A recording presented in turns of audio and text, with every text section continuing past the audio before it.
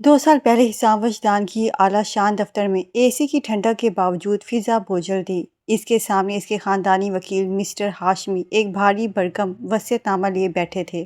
حسام صاحب، آپ کے دادا مرحوم کی وصیت بہت واضح ہے، ہاشمی صاحب نے اینک درست کرتے ہوئے کہا۔ جب تک آپ کی شادی کر کے وجدان اسٹیٹ کو اس کا حقیقی وارث یعنی ایک بیٹا نہیں دے دیتے، تب تک جائیداد کا 70% حصہ اور کمپنی کا مالکانہ حقوق آپ کے چچا کے پاس رہے گا۔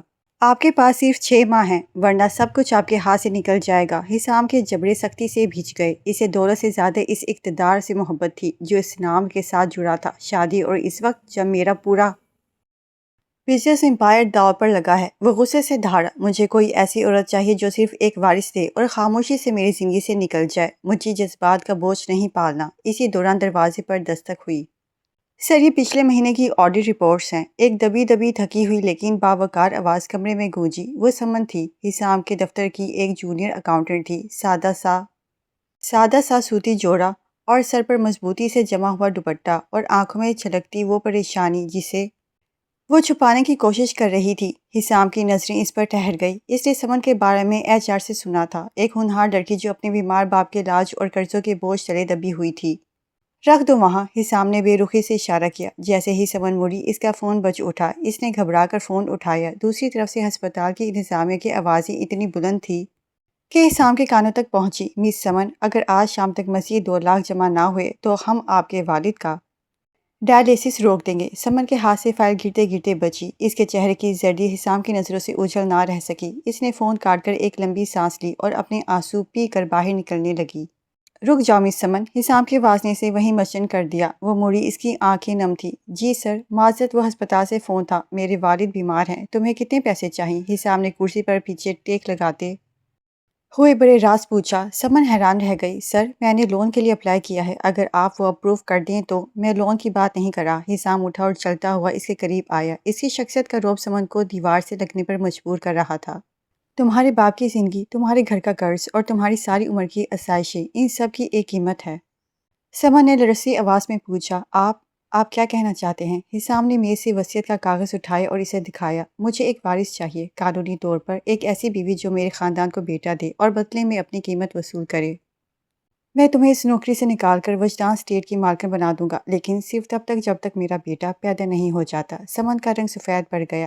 یہ آپ کیا کہہ رہے ہیں؟ میں کوئی بیکام مال نہیں ہوں، وہ چیخی۔ ہر انسان کی قیمت ہوتی ہے سمن، حسام نے سفاکی سے مسکراتے ہوئے کہا۔ تمہارے لیے یہ قیمت تمہارے باپ کی زندگی ہے۔ تمہارے پاس صرف 2 گھنٹے ہیں، یا تو اپنی انا بچا لو یا اپنے باپ کو مرتا ہوا دیکھو۔ سمن کے قدم لڑکھڑائے۔ اس نے حسام کی آنکھوں میں دیکھا، وہاں کوئی رحم نہیں تھا، صرف ایک کاروباری سودا تھا۔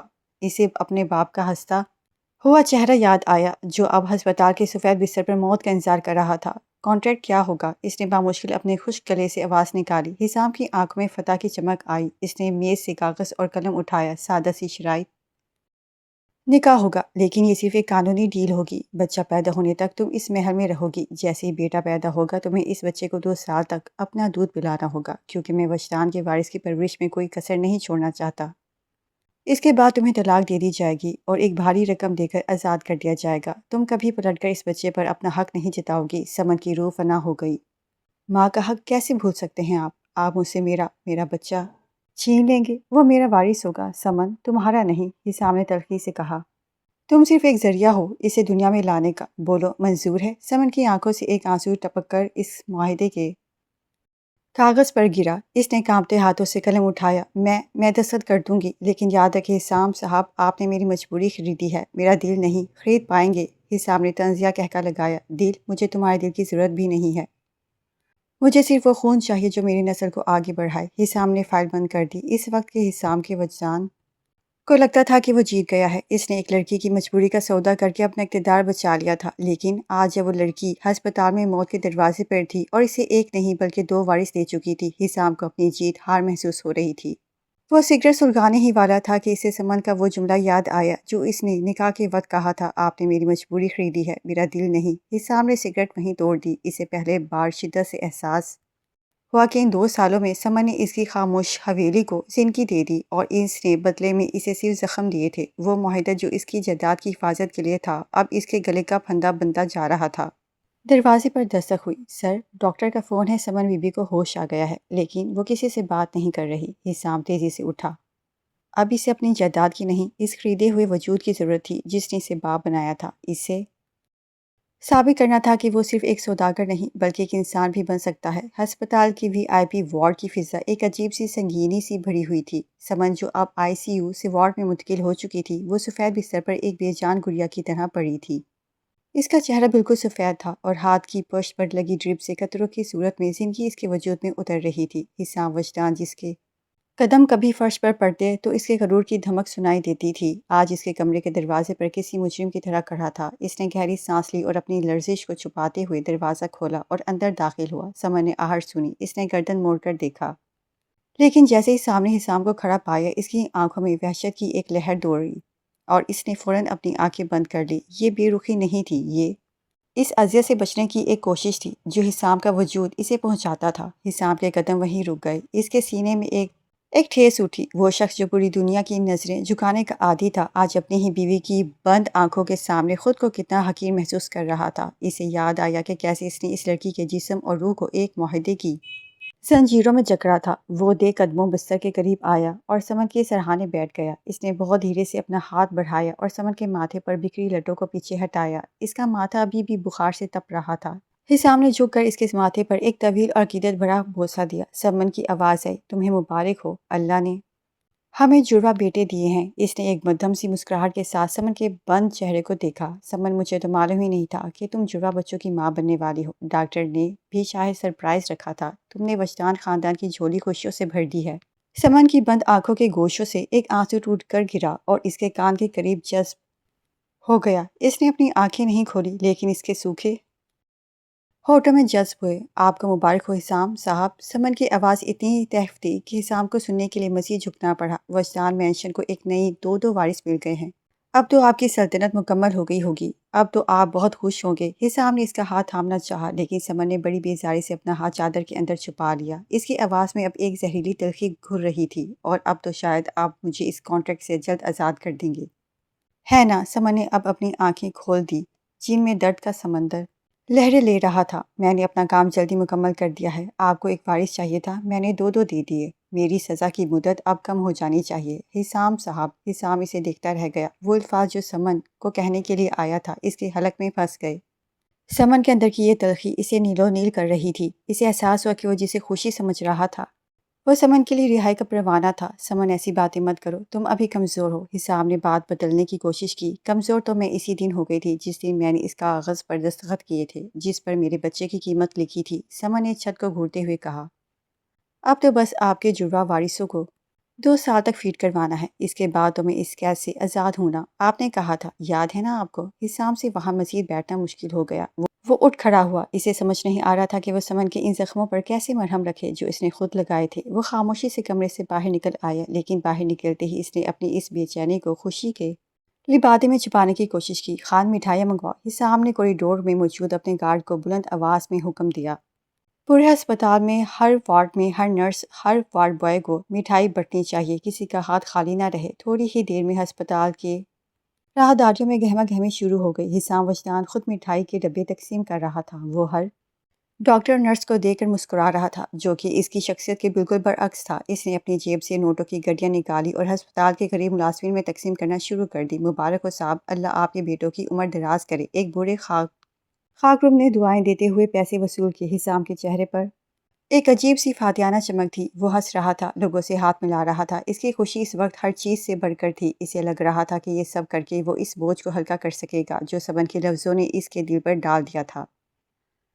وارڈ کے دروازے سے سمن یہ سب دیکھ رہی تھی۔ باہر حسام کا کہکا سنائی دیتا تو سمن کے دل پر ایک اور آری چل جاتی۔ وہ دیکھ رہی تھی کہ کیسے اس کے دکھ کو، اس کی تکلیف کو اور اس کے ممتا کے سودے کو جشن کی صورت میں منایا جا رہا تھا۔ کتنا خوش ہے وہ، سمن نے کرواہٹ سے سوچا۔ اسے اس بات سے کوئی غرض نہیں کہ اس نے ایک عورت کو مار دیا ہے، اسے بس اپنے وارث ملنے کی خوشی ہے۔ نرس ایک بچے کو لے کر اندر آئی۔ دیکھیں سمن بی بی، کتنا پیارا ہے آپ کا بیٹا، بالکل اپنے باپ پر گیا ہے۔ سمن نے اسے معصوم جان کو دیکھا جو ابھی دنیا کے مکر و فریب سے بے خبر تھا۔ اس نے بچے کو اپنے ساتھ لگایا لیکن اس کی ممتا پر اس معاہدے کی ٹھنڈک غالب آ گئی۔ اسے یاد آیا کہ یہ بچہ اس کا نہیں، حسام وجدان کا وارث ہے جسے 2 سال بعد اسے چھوڑ کر جانا ہوگا۔ اس نے اپنے درد کو، اپنی چیخوں کو اپنے اندر ہی دفن کر لیا۔ باہر حسام مٹھائیاں بانٹ رہا تھا، تالیاں بج رہی تھی اور اندر سمن کا وجود کرچی کرچی ہو کر اپنی ہی تکلیف میں گھٹ رہا تھا۔ اس نے تکیے میں منہ چھپا لیا تھا اس کی سسکی باہر بیٹھے خوش باش باپ کے کانوں تک نہ پہنچ سکے۔ وقت اپنی مخصوص رفتار سے گزر رہا تھا، لیکن وجدان مینشن کی دیواروں کے پیچھے جیسے وقت تھم سا گیا تھا۔ جڑواں بچوں کی آمد نے گھر میں رونق تو لگا دی تھی، لیکن حسام اور سمن کے درمیان کی خلج کیسی گہری کھائی میں بدل چکی تھی۔ حسام جو کبھی اپنی انا کے تخت پر بیٹھ کر فیصلے سناتا تھا، اب خود کو ایک ایسے قیدی کی طرح محسوس کرتا تھا جس کی رہائی کا کوئی راستہ نہ تھا۔ اس کے اندر ایک بڑی تبدیلی آ چکی تھی۔ اب وہ دیر تک آفس میں نہیں رکتا تھا۔ اس کی نظریں اب ہر وقت سمن کو تلاش کرتی تھی، لیکن سمن وہ تو جیسے کہیں کھو گئی تھی۔ ایک شام حسام کام سے جلد گھر لوٹا۔ وہ بچوں کے کمرے کی طرف بڑھا جہاں سمن دونوں بچوں کو فیڈر پلانے کے بعد اب انہیں سلانے کی کوشش کر رہی تھی۔ کمرے میں ہلکی سی لوری کی آواز گونج رہی تھی، لیکن جیسے ہی حسام کی آہٹ ہوئی، سمن ایک دم خاموش ہو گئی۔ اس کے چہرے کے تاثرات پتھر کی طرح سخت ہو گئے۔ حسام کچھ دیر خاموشی سے اسے دیکھتا رہا۔ سمن نے خود کو مکمل طور پر بچوں کے لیے وقف کر دیا تھا۔ وہ ان کی ہر ضرورت کا خیال رکھتی، راتوں کو جاگتی، لیکن اس کی اپنی آنکھوں کے گرد سیاہ حلقے اس کی اندرونی ٹوٹ پھوٹ کی کہانی سنا رہے تھے۔ سمن، تم نے آرام نہیں کیا؟ حسام نے ہمدردی بھرے لہجے میں پوچھا اور اس کے قریب آنے کی کوشش کی۔ سمن نے بچے کو جھولے میں لٹائے اور بغیر مڑے نہایت سپاٹ لہجے میں جواب دیا، ضرورت نہیں ہے، لیکن تمہاری طبیعت۔ حسام نے بات مکمل کرنی چاہی۔ میں ٹھیک ہوں، سمن نے اسے بیچ میں ہی ٹوک دیا۔ اس کا جواب اتنا مختصر اور روکھا تھا کہ حسام کے دل پر کسی نے جیسے نشتر چلا دیا ہو۔ حسام نے ایک گہری سانس لی اور بیڈ کے کنارے بیٹھ گیا۔ سمن، میں دیکھ رہا ہوں کہ تم بچوں کے لیے کتنی محنت کر رہی ہو۔ میں نے سوچا تھا کہ ہم اگلے ہفتے کچھ دن کے لیے باہر چلیں، تم بھی فریش ہو جاؤ گی۔ اور سمن مڑی اور اس کی آنکھوں میں دیکھتے ہوئے ایک ایسی مسکراہٹ دی جس میں زہر بھرا تھا۔ باہر کس حیثیت سے؟ حسام صاحب، ایک معاہدے کے تحت پالنے والی آیا کی حیثیت میں، یا اس مینشن کی حیثیت میں جس نے آپ کو 2 وارث دے دیے ہیں؟ سمن، میں وہ سب بدلنا چاہتا ہوں، میں وہ معاہدہ ختم کرنا چاہتا ہوں۔ حسام کے آواز میں التجا تھی۔ معاہدہ ختم کرنے سے حقیقت نہیں بدلتی، سمن نے سرد لہجے میں کہا۔ آپ کو وارث چاہیے تھے، وہ مل گئے۔ مجھے اپنی سزا کاٹی ہے، میں کاٹ رہی ہوں۔ اب آپ کو مجھ سے کیا چاہیے؟ میرا دودھ بچوں کے لیے ہے، میرا وقت ان کے لیے ہے، آپ کے لیے میرے پاس کچھ نہیں ہے۔ نہ کوئی بات، نہ کوئی جذبہ۔ حسام اسے دیکھتا رہ گیا۔ وہ سمن جس کی آنکھوں میں کبھی ڈر ہوتا تھا، اب وہاں صرف وہ ایک بنجر ریگستان تھا۔ اس کے اندر نہ تو اپنی پرانی محبت کی کوئی رمق تھی اور نہ ہی کوئی انسانیت۔ وہ اس کے ہر سوال کا جواب ایسے دیتی تھی جیسے اس پر کوئی بہت بڑا احسان کرے ہو۔ کچھ دن بعد ہی سامنے سمن کے لیے ایک قیمتی ہیرے کا سیٹ خریدا۔ اسے لگا شاید یہ چیزیں اسے خوش کر دیں۔ جب وہ کمرے میں پہنچا، سمن بچوں کے کپڑے سمیٹ رہی تھی۔ یہ تمہارے لیے ہے۔ حسام نے ڈبہ اس کے سامنے رکھا۔ سمن نے اس ڈبے کی طرف دیکھا تک نہیں۔ ان پیسوں سے بچوں کے نام کوئی ٹرسٹ بنا دیں یا کسی یتیم خانے کو دے دیں۔ میرے لیے یہ پتھر ہیں۔ سمن، آخر تم چاہتی کیا ہو؟ میں بدل گیا ہوں، کیا تمہیں نظر نہیں آتا؟ حسام نے تڑپ کر اس کا ہاتھ تھامنا چاہا۔ سمن نے جھٹکے سے اپنا ہاتھ چھڑا لیا۔ اس کی آنکھوں میں نفرت کی چمک ابھری۔ مجھے ہاتھ مت لگائیں، آپ نے میرا جسم خریدا تھا، میری روح نہیں، اور میرا جسم اب صرف ان بچوں کی امانت ہے۔ آپ کی تبدیلی میں آپ کی تبدیلی میرے کسی کام کی؟ کیا وہ راتیں واپس آ سکتی ہیں جب میں آپ کے سامنے گڑگڑاتی تھی اور آپ سگریٹ کا دھواں میرے چہرے پر چھوڑ کر مجھے میری اوقات یاد دلاتے تھے؟ حسام کا سر شرمندگی سے جھک گیا۔ سمن کا ایک ایک لفظ اسے نیلو نیل کر رہا تھا۔ حسام صاحب، آپ نے اس دن کہا تھا کہ آپ کو صرف میرا خون چاہیے، آج جو آپ کی نسل آگے بڑھے۔ سمن نے تلخی سے اپنی بات جاری رکھی۔ تو مبارک ہو، آپ کی نسل بڑھ رہی ہے، جوان ہو رہے۔ بس میرا کام ختم ہونے کا انتظار کرے تاکہ میں اس جہنم سے نکل سکوں۔ وہ کمرے سے باہر نکل گئی اور حسام وہیں کھڑا رہ گیا۔ اسے اب احساس ہو رہا تھا کہ دولت سے وارث تو خریدے جا سکتے ہیں، لیکن کسی کا مان اور عزت نفس نہیں۔ وقت اس کشمکش میں گزرتا جا رہا تھا۔ حسام جتنا سمن کے قریب آنے کی کوشش کرتا، سمن اتنی ہی دور ہوتی جاتی۔ وہ گھر میں موجود تو تھی، لیکن ایک سائے کی طرح۔ وہ بچوں کے لیے ایک شفیق ماں تھی، لیکن حسام کے لیے وہ صرف ایک خاموش عذاب بن چکی تھی۔ حسام جو پہلے ایک مغرور شہنشاہ تھا، اب اپنے ہی گھر میں ایک ایسے اجنبی کی طرح زندگی گزار رہا تھا جو سب کچھ ہوتے ہوئے بھی سب کچھ ہار چکا تھا۔ اسے سمن کی وہ خاموشی اب بہت زیادہ تکلیف دہ لگتی تھی۔ وہ سمن کے مختصر اور بے رخے جوابات کو سنتا اور اندر ہی اندر کرتا رہتا، یہ جانتے ہوئے کہ اس دیوار کو اس نے خود اپنے ہاتھوں سے تعمیر کیا تھا اور اب اسے گرانے کی طاقت وہ کھو چکا تھا۔ وجدان مینشن آج کسی دلہن کی طرح سجا ہوا تھا۔ رنگ برنگی روشنیاں، پھولوں کی مہک اور دھیمی موسیقی نے پورا ماحول کو سحر انگیز بنا رکھا تھا۔ آج وجدان اسٹیٹ کے وارثوں، جڑواں بھائیوں کی دوسری سالگرہ تھی۔ شہر کے تمام بڑے بزنس مین، سیاستدان اور معززین اس شاندار تقریب میں شریک تھے۔ لان میں مہمانوں کا ہجوم تھا اور ہر طرف کہکے گونج رہے، لیکن اس تمام ہنگامے اور خوشیوں اوپر کی منزل پر واقع ایک کمرے میں موت کا سناٹا طاری تھا۔ یہ سمن کا کمرہ تھا، وہ سمن جو پچھلے 2 سالوں سے اس گھر میں ایک خاموش سائے کی طرح رہ رہی تھی۔ آج اس نے سالگرہ کی تقریب میں شرکت کی، بچوں کے ساتھ کیک کاٹا، مہمانوں کے سامنے ایک خوشگوار مسکراہٹ سجائے رکھی، لیکن جیسے ہی رسمیں پوری ہوئی وہ چپ چاپ وہاں سے نکل آئی۔ اس وقت وہ اپنے بیڈ کے پاس کھڑی تھی، اس کے سامنے ایک پرانا خستہ حال سوٹ کیس کھولا پڑا تھا۔ یہ وہی سوٹ کیس تھا جو وہ شادی کے وقت اپنے ساتھ لائی تھی۔ اس نے اپنے جسم پر سچے لاکھوں روپے مالیت کے زیورات ایک ایک کر کے اتارے اور ڈریسنگ ٹیبل پر رکھ دیے۔ ہیرو کا ہار جو حسام نے اسے پہنایا تھا، اس نے بڑی بے نیازی سے اتار کر ایک ڈبے میں بند کر دیا۔ اس نے اپنا وہ پرانا سوتی جوڑا نکالا جو وہ حسام کے دفتر میں پہنا کرتی تھی اور اسے پہن لیا۔ اس کا دل سینے میں اس زور سے دھڑک رہا تھا جسے پسلیاں توڑ کر باہر آ جائے گا۔ آنکھوں سے آنسو کی لڑیاں بہہ کر اس کے گالوں کو بھگو رہی تھی، لیکن اس نے اپنے رونے کی آواز کو سختی سے دبا رکھا تھا۔ 2 سال اس نے کانپتے ہونٹوں کے ساتھ سرگوشی کی۔ 2 سال مکمل ہو گئے۔ اس کے دماغ میں حسام کے وہ الفاظ گونج رہے تھے جو اس نے 2 سال پہلے سگریٹ کا دھواں اڑاتے ہوئے کہے تھے۔ اس بچے کے پیدا ہونے کے بعد تمہیں 2 سال تک اسے اپنا دودھ پلانا ہوگا اور اس کے بعد تمہیں ایک بھاری رقم دے کر آزاد کر دیا جائے گا۔ تم کبھی پلٹ کر اس بچے پر اپنا حق نہیں بتاؤ گی۔ سمن نے اپنے سینے پر ہاتھ رکھا جہاں ممتا تڑپ رہی تھی۔ اپنے 2 سال کے بچوں کو جنہیں اس نے اپنے خون سے سینچا تھا، راتوں کو جاگ کر پالا تھا، انہیں چھوڑ کر جانا موت سے بھی زیادہ تکلیف دہ تھا، لیکن اس کی انا، اس کی عزت نفس نے اسے یہ سکھایا تھا کہ جہاں رشتہ کاغذ کے ٹکڑوں کا محتاج ہو وہاں رکنا ہی بے وقوفی ہے۔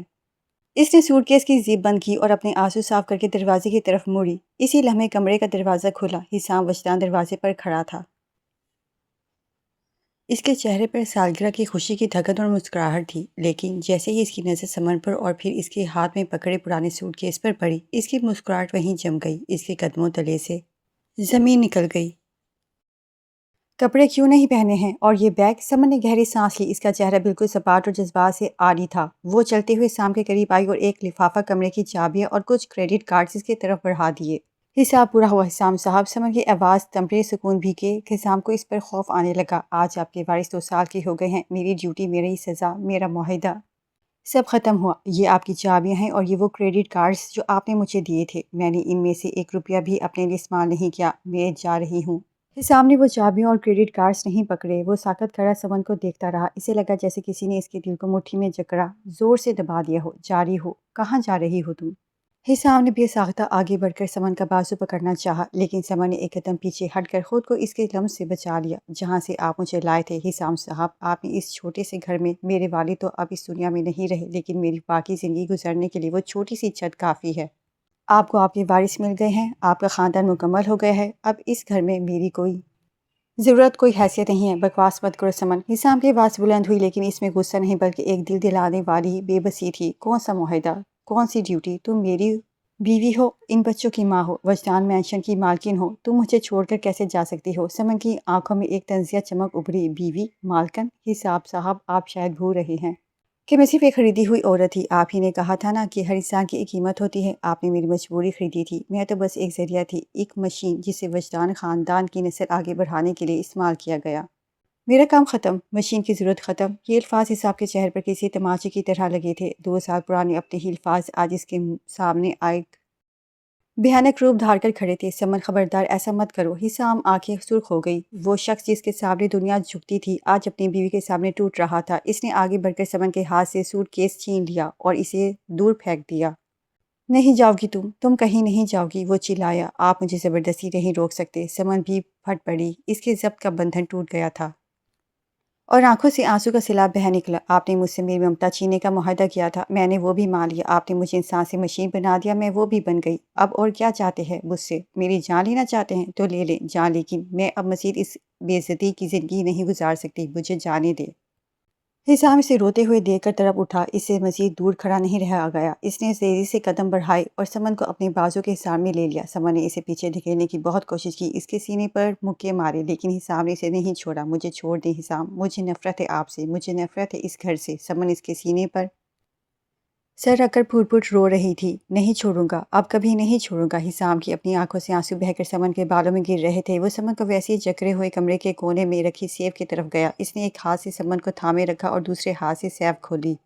اس نے اندر سے ایک پرانی فائل نکالی، یہ وہی معاہدہ تھا جس پر سمن نے روتے ہوئے دستخط کیے تھے۔ تم اس کاغذ کے ٹکڑے کی بات کر رہی ہو نا؟ حسام نے سمن کو خود سے تھوڑا سا الگ کیا اور وہ کاغذ اس کی آنکھوں کے سامنے کیے۔ اس جاہلانہ، ظلمانہ اور گھٹیا کاغذ کی بات کر رہی ہو جس نے مجھے इंसान से दरिंदा बना दिया था। इससे पहले कि समन कुछ बोलती, हिसाम ने इस कागज़ को दोनों हाथों से पकड़ा और पूरी ताकत से इसे बीच में से फाड़ दिया। समन की आंखें हैरत से फैल गई। हिसाम ने इसकी मज़ीद टुकड़े किए और इन्हें हवा में उड़ा दिया। कागज़ के टुकड़े इन दोनों के इर्द गिर्द बिखर गए। ख़त्म हो गया माहिदा, जल गया, खाक हो गया। हिसाम ने बिखरते हुए टुकड़ों की तरफ देखा, हाँफते हुए कहा। फिर वो समन की तरफ मुड़ा। इसकी आंखों में एक सच्ची और गहरी पेशमानी थी। वो धीरे से समन के सामने अपने घुटनों के बल बैठ गया। मकरूर, ज़िद्दी और नापरस्त हिसाम वजदान आज एक गरीब लड़की के कदमों में बैठा था। मैं एक अंधा बेवकूफ़ था समन। हिसाम ने इसके दोनों हाथ अपने हाथों में लेकर इन पर अपने आंसू से भीगे लब रख दिए। मैं दौलत के नशे में था। मुझे लगता था कि मैं दुनिया की हर चीज़ खरीद सकता हूँ। मैंने वारिस मांगे थे, लेकिन तुमने मुझे जीना सिखा दिया। तुमने अपने सब्र से, अपनी खामोशी से और अपने किरदार से मुझे शिकस्त दे दी। समझ सकते के आलम में ऐसे देख रही थी। वो यकीन नहीं कर पा रही थी कि वही शख्स है जो कभी इसे अस्पताल के दरवाजे पर चंद हज़ार रुपये मांगने पर ज़लील कर रहा था। इन 2 सालों में तुमने मुझे जिस तरह नज़रअंदाज किया है समन, इसने मुझे अंदर से खोखला कर दिया है। हिसाम ने अपना सर इसके हाथों पर रख दिया। बच्चों की मुस्कुराहट भी मुझे तब तक खुशी नहीं देती जब तक मैं तुम्हारी आंखों में इसकी चमक ना देख लूँ। मुझे वजदान स्टेट के वारिस नहीं, मुझे मेरी समन चाहिए। वो लड़की जिसने अपना सब कुछ कुर्बान करके इस घर को आबाद किया। वो रो रहा था। वो शख्स जिसने कभी किसी के सामने आंख नहीं झुकाई थी, आज बच्चों की तरह रो रहा था। मुझे मत छोड़कर जाओ समन, मैं मर जाऊंगा। मैं तुम्हारे बगैर, तुम्हारी डांट के बगैर, तुम्हारी इस खामोशी के बगैर नहीं जी सकता। ये घर तुम्हारे बगैर एक कब्रिस्तान बन जाएगा। प्लीज़ समन, मुझे एक मौका दे दो, एक शौहर और एक अच्छा हमसफ़र बनने का। समन के अंदर जमी हुई 2 साल की बर्फ़ पिघलने लगी थी। इसके दिल के किसी कोने में छुपी वो औरत जो हमेशा से एक मजबूत सहारा चाहती थी, आज इस शख्स को अपने कदमों में टूटा हुआ देखकर हार गई।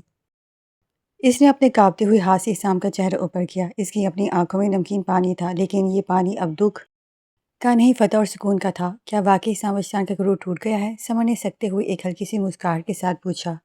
वो इसी दिन टूट गया था समन, जिस दिन मैंने तुम्हें इस कमरे में बेहोश देखा था। मैं अपनी तमाम गलतियों की माफ़ी मांगता हूँ समन। समन ने भी मुस्कुराहट के साथ इसे माफ़ कर दिया।